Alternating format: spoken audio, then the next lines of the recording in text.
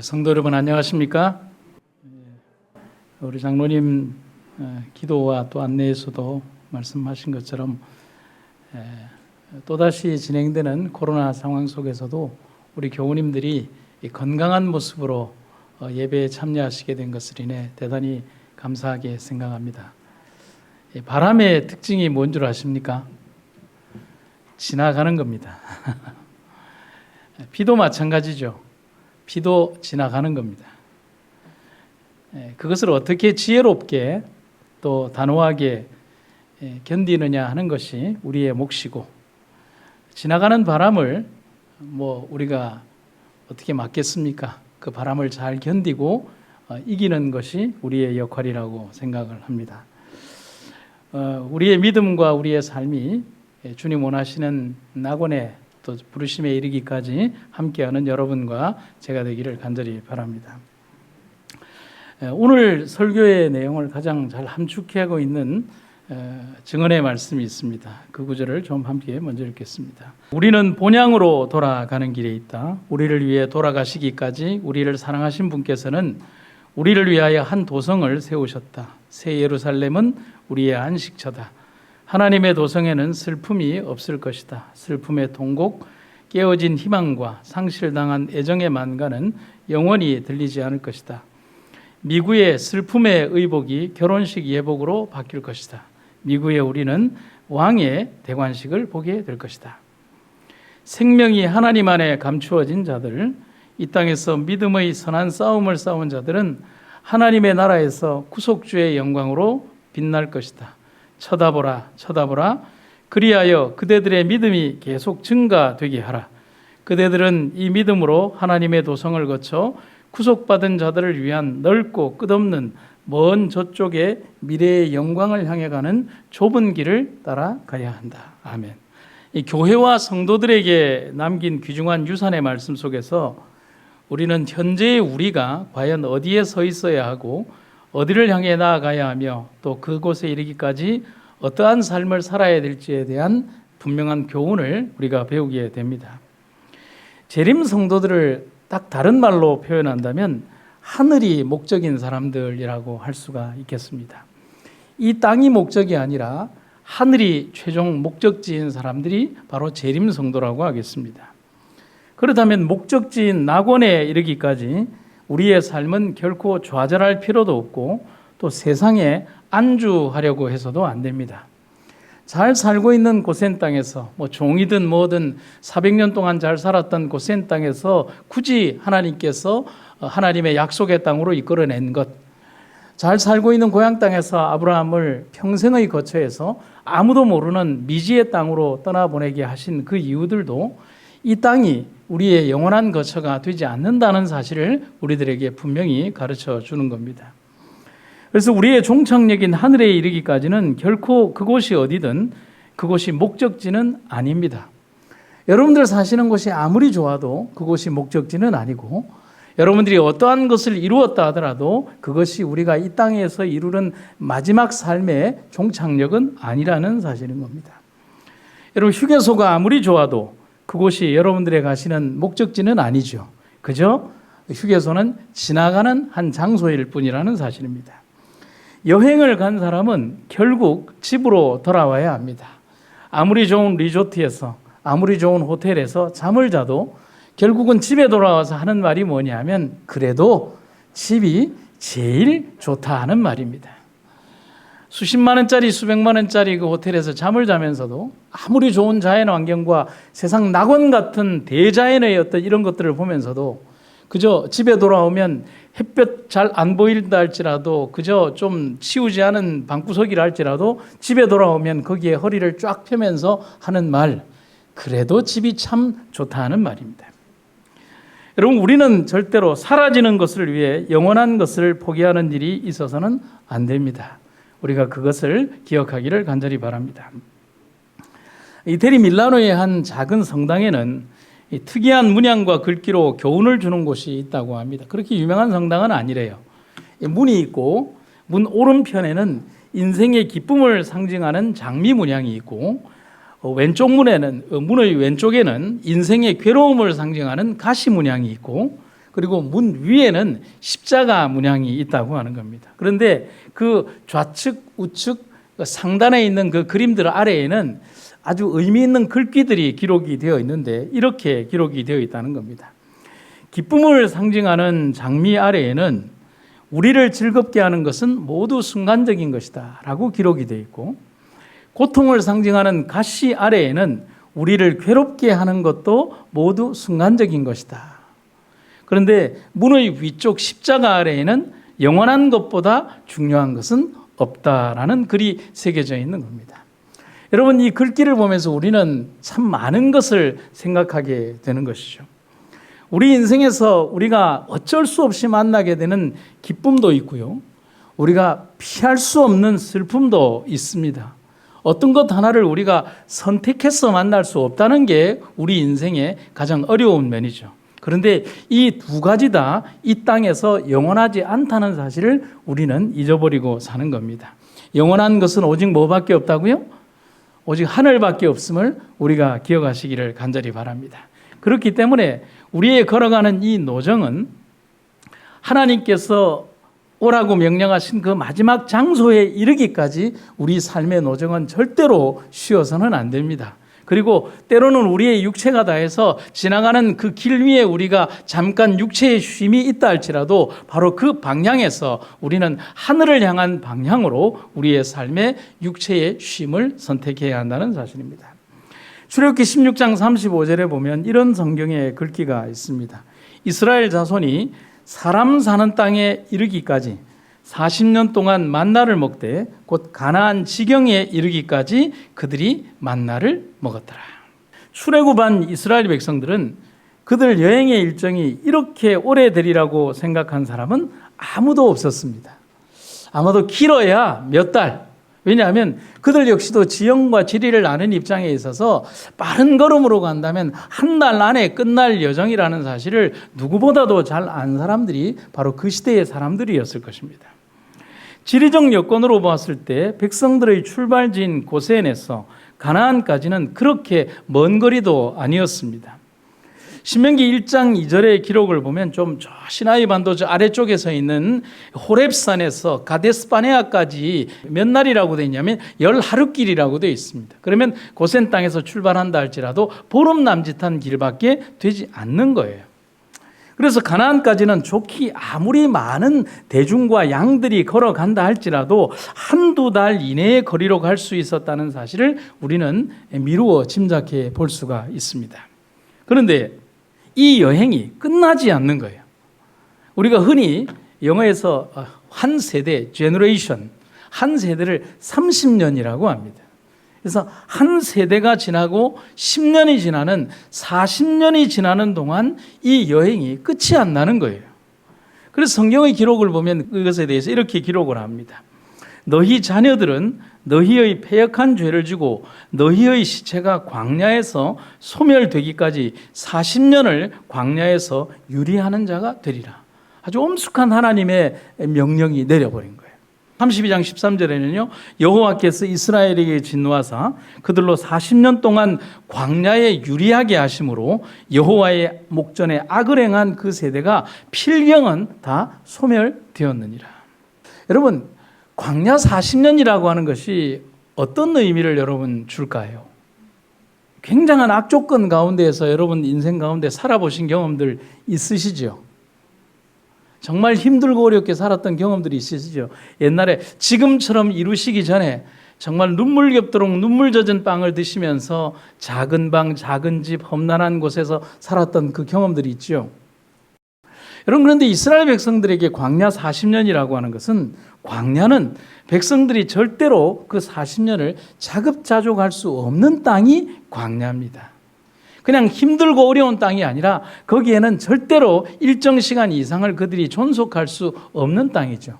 여러분, 우리가 안 좋고 극한의 땅이 생존율이 높은 것은 숫자가 작을 때 그것이 생존율이 더 높아집니다. 한 사람이 둘이 되고 둘이 넷이 되고 넷이 여덟이 되고 여덟이 16이 되고 거기에 식솔들이 있고 그리고 돌봐야 될 노인들이 있으며 그리고 돌봐야 될 짐승들이 있다면 그들이 나누어 먹어야 되는 음식의 양이 점점 줄고 물의 양도 줄기 때문에 결국은 그들의 생존 확률은 점점 좁혀지게 된다는 것이죠. 가장 기본적인 것들의 문제가 발생을 하는 거죠. 그들에게 먹을 것, 마실 것, 그리고 그들이 데리고 나온 가축들은 생존의 문제였습니다. 그리고 이것에 대한 불안감, 여러분 제가 여기에서 불안감이라는 표현을 써도 될까요? 지금 홍해를 뚫고 나오고요. 애굽에 열재앙을 주면서 그들이 나왔는데 백성들이 가지는 것은 불안감이라는 제가 표현을 썼습니다. 제가 왜 여기서 불안감이라고 말을 하느냐 하면 그들은 지금 절대로 굶거나 그리고 물을 마시지 못한 상태가 되지 않았다는 사실이에요. 그런데 그들은 지금 뭘 걱정하고 있죠? 그들의 불안한 마음은 자기들이 먹지 못할 것과 마시지 못할 것에 대한 두려움으로 팽배해졌다는 사실이죠. 막연한 그들의 불안한 마음 곧 불신은 신뢰심과 평정심을 잃어버리는 상황이 되어버린 겁니다. 이스라엘 온 회중이 그 광야에서 모세와 아론을 원망하여 그들에게 이르되 우리가 애굽 땅에서 고기 가마 곁에 앉았던 때와 떡을 배불리 먹던 때에 그때에 여호와의 손에 죽었다면 좋았을 것을 너희가 이 광야로 우리를 인도하여 내어 이 온 회중으로 줄여 죽게 하는도다. 어떻게 죽게 한다고요? 굶주려서 죽게 한다고 그렇게 고민을 털어놓는 겁니다. 여러분, 얄팍한 인간의 마음은 하나님이 주신 축복 그리고 하나님이 이미 주신 축복 앞에서도 그 축복을 바로 보지 못하고 두려워한다는 사실이죠. 이 무지막지한 백성들의 오만과 불신앙에 대해서 하나님이 뭐라고 대답을 하셨을까?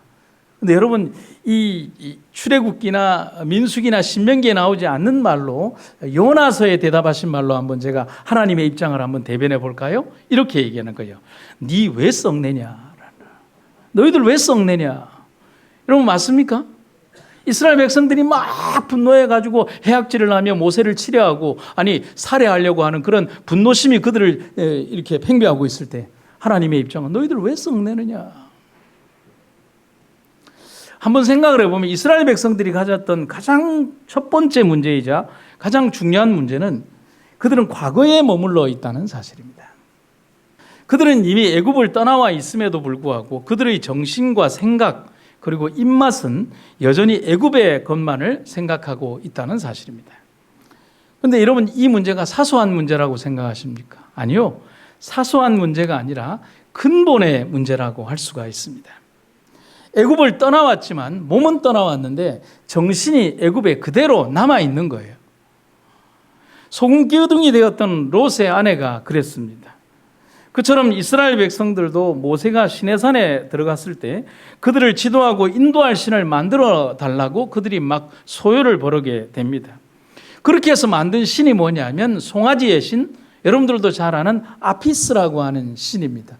여러분들 문구점에서 파는 그 문구의 이름이 아피스가 송아지의 신의 이름이죠. 그게 어디의 신의 이름일까요? 이집트 땅의 신의 이름입니다. 결국 그들의 정신은 그들이 결국 만들어낸 신은 창의적이거나 새로운 신이 아니라 결국 그들이 400년 동안 보고 배웠던 그 애굽의 신들을 모방해서 다시 애굽 땅에서 그들의 신을 만들어내고 있다는 겁니다. 민수기에 있는 글귀입니다. 그들은 자기들끼리 이렇게 떠들어댔다. 우리가 지도자를 한 사람 뽑아서 다 같이 이집트로 돌아갑시다. 결국 그들이 생각해낸 게 뭐예요? 이집트로 돌아갑시다. 제가 다시 한번 질문을 드리죠. 지금 그들이 굶었습니까? 안 굶었어요. 그들이 지금 목마른 상태입니까? 아니에요. 그들이 옷이 헤어져서 어떻게 할 수가 없습니까? 아니에요. 그들이 침략을 받았습니까?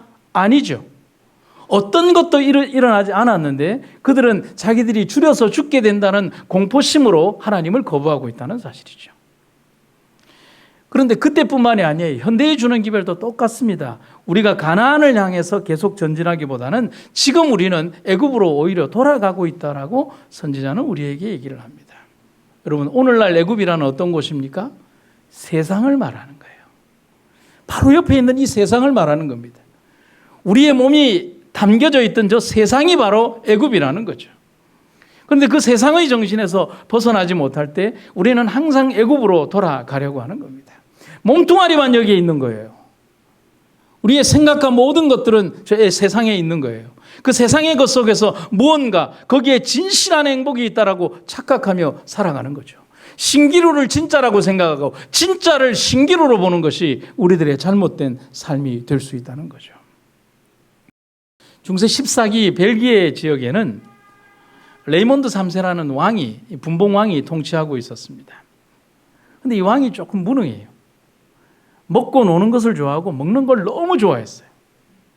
매일 잔치를 벌이고 파티를 벌이고 먹다 보니까 안 그래도 덩치가 좋은 이 왕이 이렇게 뚱뚱해진 거예요. 그런데 여러분, 왕이 주색에 탐닉하고 음식물에 탐닉하면 백성들이 피폐해집니다. 궁정의 곳간이 말라가는 거예요. 왕으로서의 의무는 조금 더 생각지 않고 세금을 걷어들여서 파티하는데 정신이 없었습니다.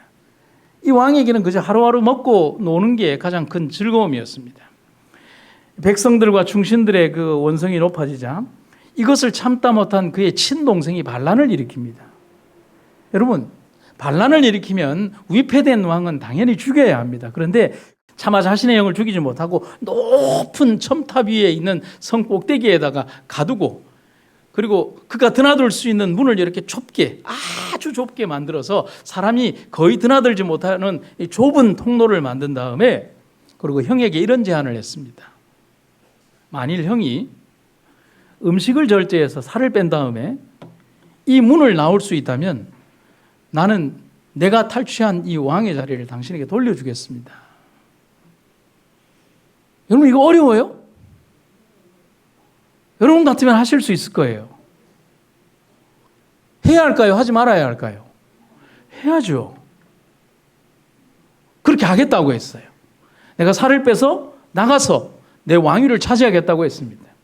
그 다음 날부터 동생 왕은 그 감옥 안에다가 세상에서 제일 맛있는 산의 진미를 삼시세끼 아니 10끼 이상을 계속 들이미는 거예요.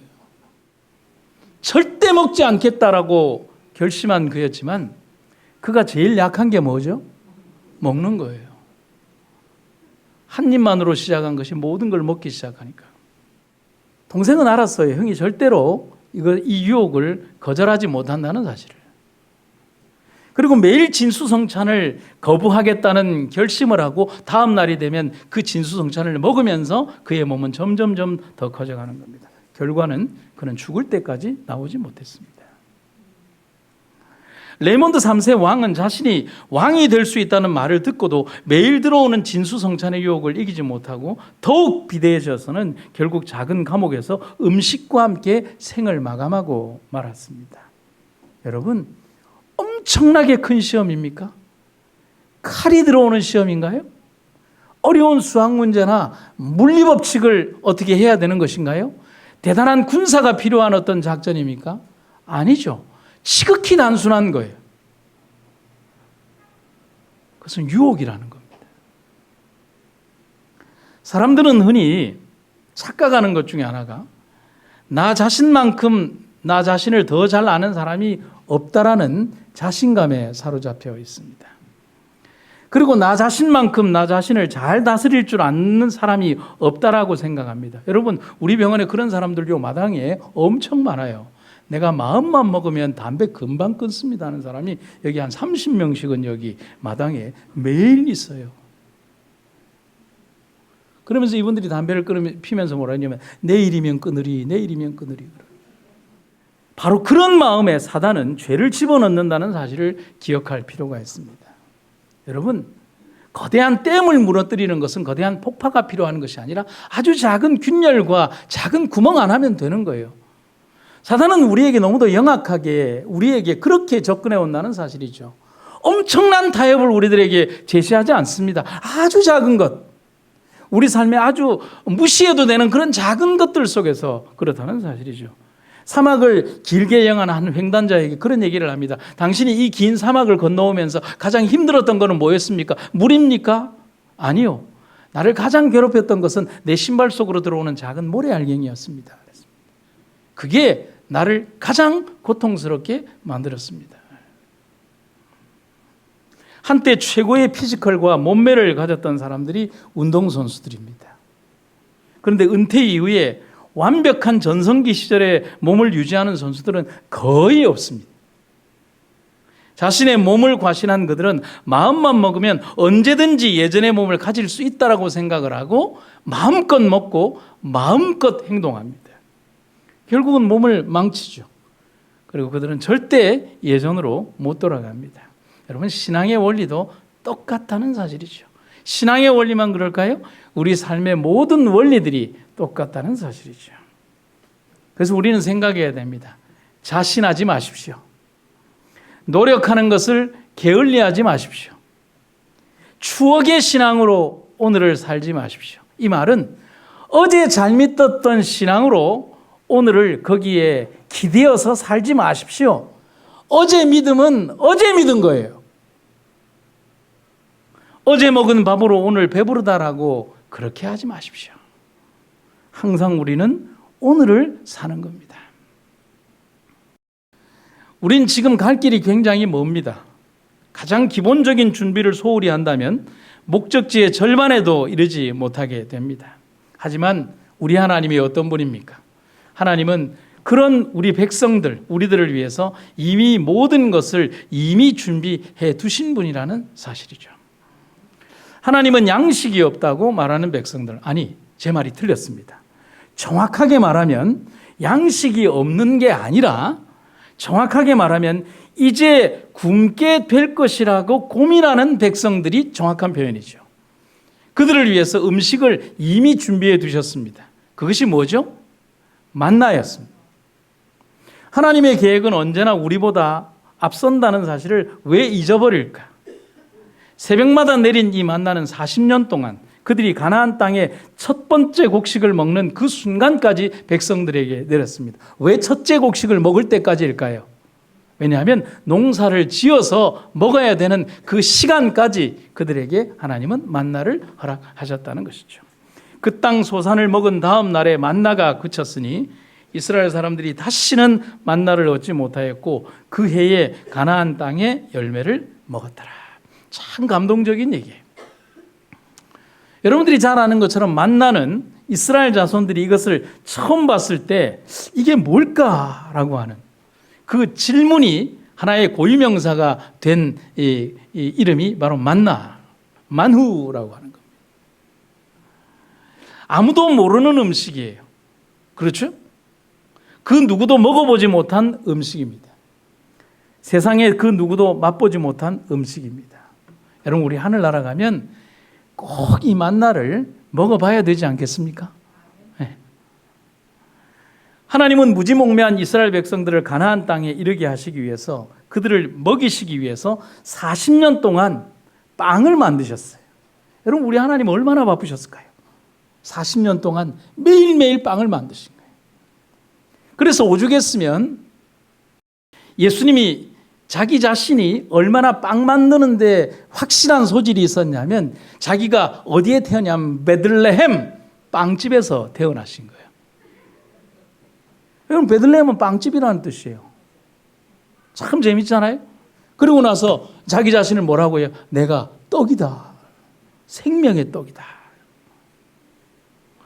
백성들을 위해서 40년간 매일 아침 200만 명분의 빵을 만드신.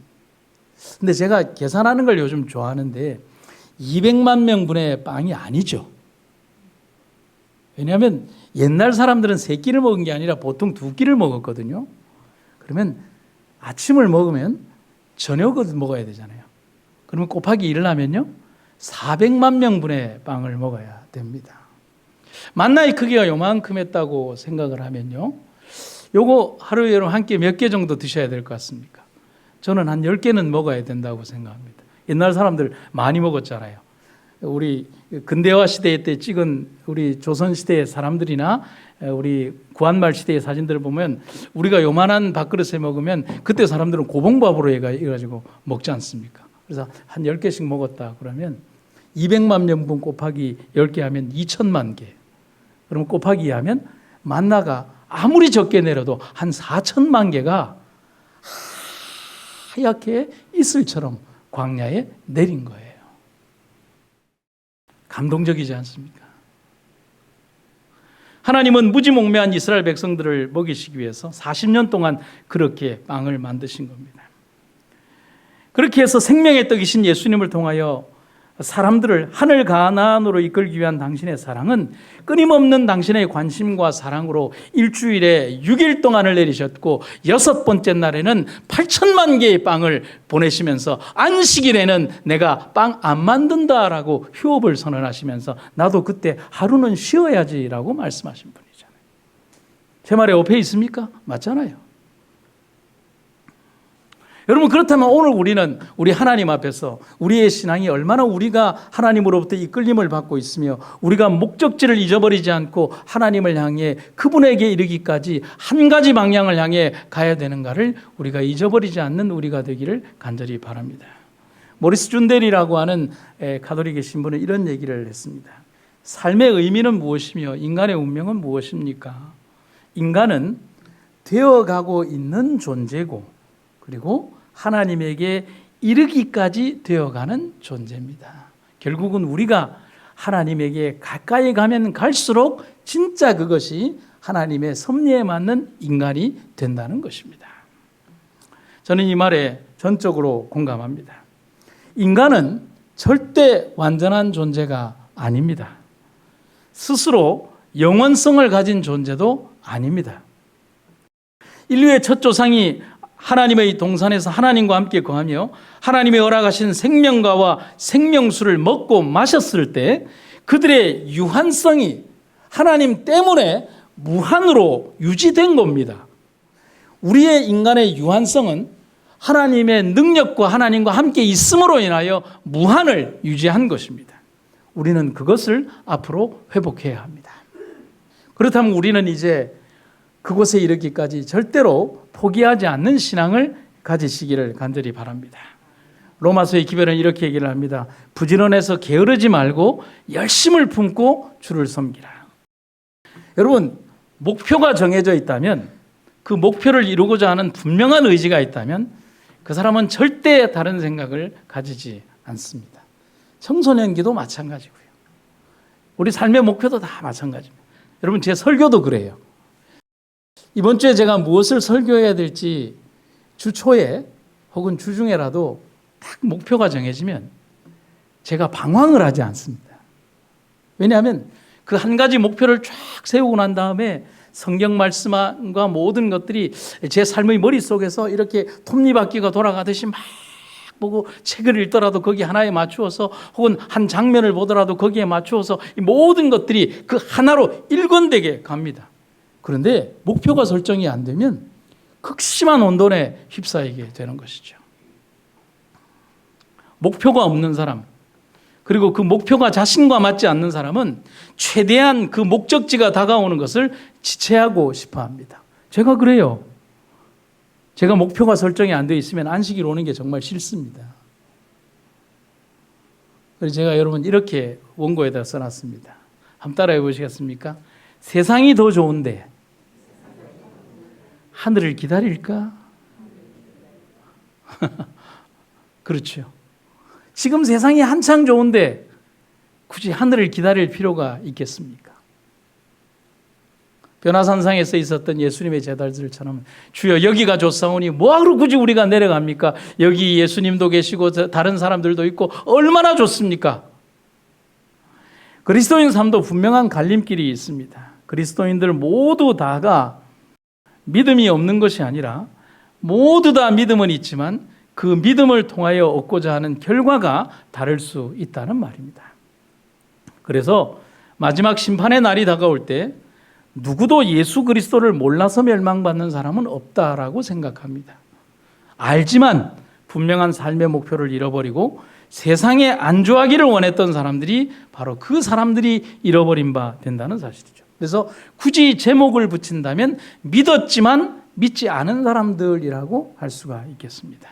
그날에 많은 사람이 나더러 이르되 주여 주여 우리가 주의 이름으로 선지자 노릇하며 주의 이름으로 귀신을 쫓아내며 주의 이름으로 많은 권능을 행치 아니하였나이까 하리니 그때 내가 저희에게 밝히 말하되 내가 너희를 도무지 알지 못하니 불법을 행하는 자들아 내게서 떠나가라 하리라.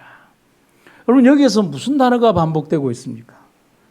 주여 우리가 주의 이름으로 선지자 노릇하고 주의 이름으로 귀신을 쫓아내고 주의 이름으로 권능을 행하지 아니했습니까? 그런데 정작 그 주인 되신 분은 나는 너희를 모른다라고 말하는 겁니다. 주님은 그들이 그렇게 결정될 수밖에 없었던 이유를 이미 그 위에 있는 21절에서 이렇게 말씀하고 계십니다. 나더러 주여 주여 하는 자마다 천국에 다 들어갈 것이 아니요 다만 하늘에 계신 내 아버지의 뜻대로 행하는 자라야 들어가리라. 그래서 성경에서 지난번 말씀드린 것처럼 죄라고 말할 때 그 뜻은 표적을 빗나가다라고 말하고 있는 것입니다. 하타트. 그것은 인간된 우리가 하나님이라는 영생의 목표를 잃어버렸을 때 그것이 죄라고 말하고 있는 겁니다. 그래서 우리의 삶이 비록 지금 이 자리에서 육체가 예배하고 있다고 해서 우리 삶의 모든 것들이 완전한 것이 아니라 우리의 생각과 정신과 마음과 삶의 모든 목표들이 온전히 하나님을 향한 온전한 목표와 방향을 설정하고 있냐는 사실인 겁니다. 여러분 우리에게는 절대로 포기할 수 없는 삶의 목표가 있습니다. 그 영혼의 목표에 이르기까지 쉬거나 포기해서는 안 됩니다. 그래서 영국의 속담에 이런 말이 있죠. 개미는 쌀이 없는 창고에는 가지 않는다. 세상에 존재하는 가장 하찮은 미물도 분명한 목표와 목적을 가지고 그것이 아니면 행하지 않음을 말하고 있습니다. 목표를 이루기까지 결코 쉬거나 게으르지 않는 그들의 모습에서 조물주의 형상을 입은 인간으로 살아가면서도 삶의 목표를 잃어버린 죄인인 우리가 한없이 부끄러기만 하다는 사실이죠. 덧붙여서 성경절 하나를 본다면 게으른 자여 그래서 개미에게로 가서 그 하는 것을 보고 지혜를 얻으라. 오늘 우리는 많은 시간이 있다라고 생각해서는 안 됩니다. 우리 인생에서 너무 많은 시간이 이미 지나가 버렸고 우리는 우리 삶의 아주 짧은 시간을 준비하며 살아가야 된다는 사실이죠. 천사의 기별입니다. 준비하라, 준비하라, 준비하라. 그대들은 세상에 대해서 죽었던 어떠한 죽음보다도 더 큰 죽음을 경험해야 할 것이다. 나는 그들을 위하여 행해져야 할 큰 사업이 있지만 그 일을 하기에는 너무나 시간이 짧음을 보았다. 우리에게 주어진 한정된 시간들, 우리 삶의 시간이 무한정 고무줄처럼 늘어나는 것이 아니라 우리의 삶의 시간은 분명히 제한되어 있고 우리는 그 제한된 시간 속에서 지금 내 나이만큼 그 시간이 이미 소비되어졌다는 사실. 그렇다면 내게 있는 남은 그 짧은 시간 속에서 우리는 무엇을 어떻게 어떤 삶을 살아야 될 것인가에 대해서 다시 한번 고민해 봐야 하는 것입니다. 그리고 제가 오늘 새벽에 설교를 마무리하면서 보니까 조금 충격적인 내용의 문구가 있었습니다. 기회가 있는 동안에 준비하라. 그러면서 종교적 침공이라는 표현이 있었어요. 저는 이 표현이 너무 강했습니다. 종교적 침공이 우리나라의 자유를 뒤집어 엎을 때, 여러분 이것은 종말에 우리에게 분명히 다가올 결과입니다. 양심의 자유를 위하여 서고자 하는 자들은 불리한 위치에 놓이게 될 것이다. 그래서 우리는 현명하게 되어야 한다. 그리고 이 일을 하는 자들은 어느 곳에서나 일할 지역을 발견하게 될 것이다. 도움을 필요로 하는 고통당하는 자들이 많을 것인데 우리의 믿음을 가진 자들 중에서만이 아니고 진리를 알지 못하는 자들 중에 주로 많을 것이다. 오늘 우리에게 주어진 삶의 시간들이 주님을 위하여 일하라고 명령한 그 시간을 소홀히 사용하지 말 것을 우리들에게 말하고 있는 겁니다. 여러분 출애굽 역사에서 우리의 하나님은 우리를 가나안으로 들어가기 위하여 그 말 잘 듣지 않는 이스라엘 백성들을 40년을 이렇게 붙드셨습니다. 왜 붙들었다는 표현을 쓰냐면 40년 역사에서 이스라엘 백성들이 제대로 말 잘 듣고 착한 일 했다는 얘기가 기억이 별로 없어요. 여러분 보십니까? 참 잘했더라. 창세기 1장에 나오는 하나님 보시기에 좋았더라는 얘기는 40년 역사에 그렇게 나오지 않아요. 뭐 배반했다더라. 우상 숭배했다더라. 그래서 역병이 돌아 죽었다더라. 불뱀을 보내셨다더라. 그들은 가나안에 이르기까지 40년을 사막에서 살았습니다. 말씀드린 것처럼 가나안이 멀어서 40년을 산 게 아니에요. 준비되지 못한 그들의 모습과 결단되지 못한 그들의 삶이 그들을 그렇게 만들었습니다. 저는 여러분들에게 이런 말씀을 드립니다. 우리가 현재 머물고 있는 곳도 광야입니다.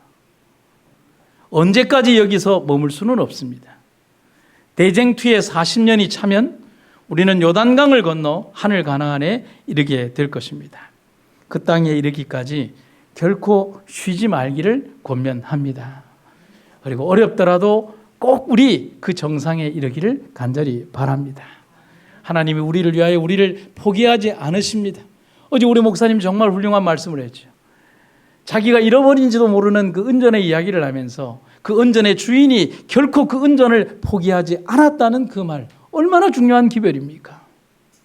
여러분, 제가 오늘의 설교를 마무리하면서 설교자에게 고민이 뭐냐면 어떻게 설교를 마무리할 것인가라고 고민을 할 때 제가 한 영상을 좀 준비하게 되었습니다. 어미곰과 새끼가 어떤 곳을 가게 되는 영상인데 3분짜리 짧은 영상인데 여러분들에게 아주 큰 의미가 있을 것 같아서 여러분들과 함께 보도록 하겠습니다. 월동을 하지 못한 어미곰과 새끼곰이 아주 가파른 눈산의 그 능선을 넘어가야 합니다. 어미곰도 힘든 곳인데 새끼곰에게는 얼마나 힘이 들겠습니까? 어미곰은 그래도 살아온 삶의 관록이 있어서 정상으로 올라갑니다. 근데 문제는 아기곰이죠.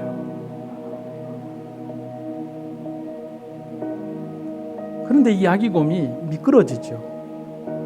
그런데 올라가려고 합니다. 그런데 만만치가 않아요. 근데 아기곰이 목표를 삼는 곳이 어디죠? 어미곰이죠. 또 미끄러지죠. 그래서 이 아기곰이 선택한 길은 뭐냐면 다시 어미곰을 바라보면서 갑니다. 그리고 엄마가 걸었던 그 길을 따라서 가죠. 거의 다 왔어요. 우리 인생과 같아요. 우리 신앙과 같아요. 그런데 이렇게 끝나지 않아요. 미끄러지죠. 그런데 어디만큼 미끄러지느냐 하면 끝도 없이 미끄러지죠. 얼마만큼요? 도저히 올라올 수 없을 것 같은 그 깊이까지 내려가죠. 여기에서 우리는 두 가지 중에 하나를 선택해야 합니다. 포기하든가 아니면 다시 나를 여전히 기다리는 그 어미곰에게로 가든가 말이죠. 이때 아기곰은 엄마곰이 자리를 비켜서 다른 곳을 제시해 주는 곳으로 길을 향해서 올라갑니다. 더 멀어진 길이에요. 더 험난한 길이죠. 너무 힘든 길이에요. 근데 아기곰이 오로지 누구만 보고 가느냐 하면 길을 보고 가는 게 아니라 엄마곰만 보고 가요. 그에게 있어서 길은 환경이 아니라 엄마곰이에요. 엄마곰 역시도 아이가 올 수 있도록 하기 위해서 계속 독려하는 거죠. 나를 보고 오라. 두려운 걸 보지 말라. 그리고 그들은 이제 최종적으로 불가능을 벗어나서 함께 만나서 그들이 가고자 하는 곳으로 뛰어가는 겁니다. 이 아름다운 영상을 보시면서 여러분 무엇을 생각하십니까? 우리 삶의 목표가 바로 그런 거잖아요.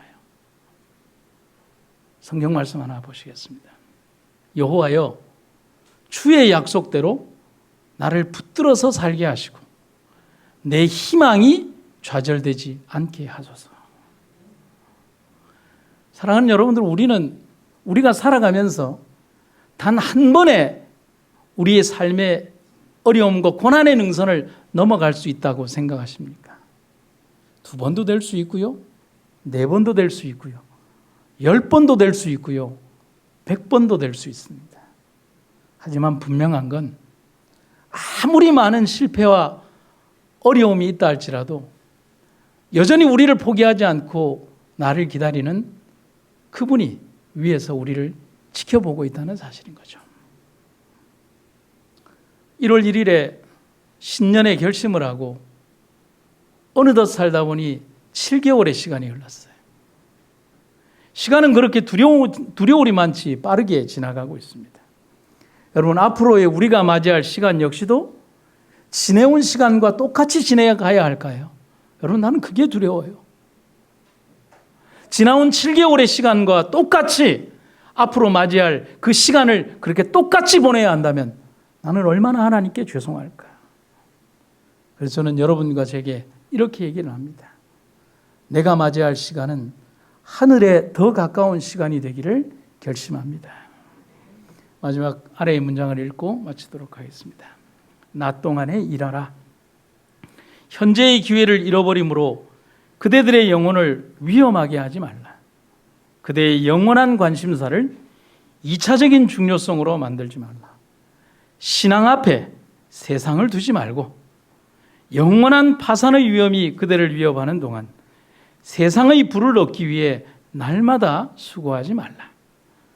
매일은 그대를 마지막 계산의 날에 가까이 이르게 하고 있다. 그것들을 현명하게 사용하여 얻어진 이익과 함께 그대에게 하나님께서 빌려준 달란트를 돌려드리도록 준비하라.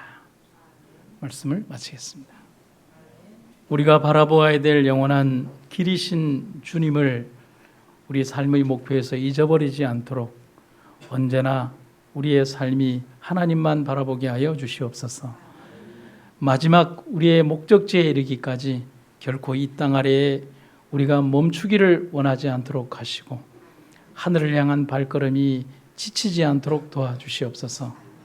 이 세상을 살아가며 오로지 주님만 믿고 살아왔던 수십 년의 세월 동안 하나님 안에서 희생하고 살아왔던 주의 백성들의 헌신과 노력을 기억해 주시고 그들에게 힘과 마지막 용기를 하나님 허락하여 주시옵소서. 우리 이 땅의 광야에서 살아가면서도 우리의 마음속에 계신 하나님의 불기둥과 구름기둥이 우리에게 가라고 명령하실 때 아무리 험난한 산과 바다 같은 험난함이 있다 할지라도 길을 열어주시는 주님과 함께 걸어가게 하여 주시옵소서. 오로지 우리를 이끌어 주시는 하나님의 놀라운 은혜가 오늘 우리와 함께 하심을 감사드리며 예수님 이름으로 기도드립니다.